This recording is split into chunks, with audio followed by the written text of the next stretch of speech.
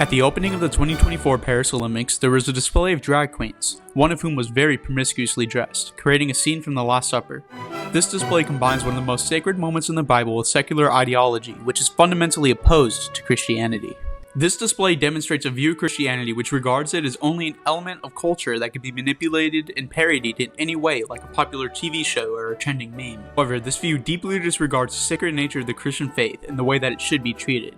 This display should therefore be condemned, as we cannot allow the world to continue to oppress and sideline the faith. There is a very clear and inherent hypocrisy in this treatment of Christianity. More and more people feel free to parody the Christian faith in ways that fail to show the most basic respect. In many cases, these parodies are explicitly intended to undermine the core tenets of the faith, such as this Jump Street clip where the main character is cussing while praying to Korean Jesus, and Lil Nas X dressing as some sort of provocative Jesus figure with a choker that says sex. This disrespect can be also seen in all sorts of other media, such as the new Willy Wonka movie that came out in theaters showing corrupt Catholic priests who don't care about children.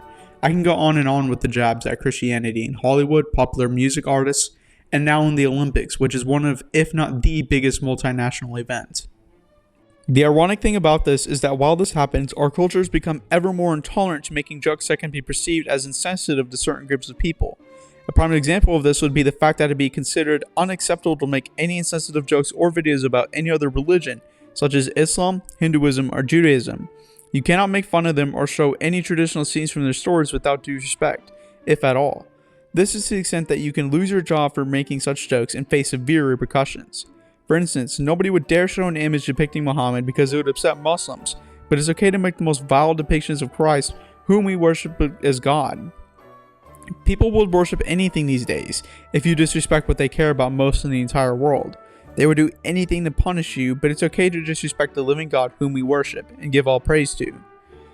It seems that just because Christianity is such a prevalent part of Western culture, that gives people a free license to disrespect it, while anything that is foreign or in the minority should be respected.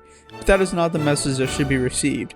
We care deeply about how our faith is depicted, and if for some reason people were just waiting for the message to be sent, here it is. It is no more acceptable for you to degrade and defile what is sacred to us than it is for you to do the same for other religions and groups.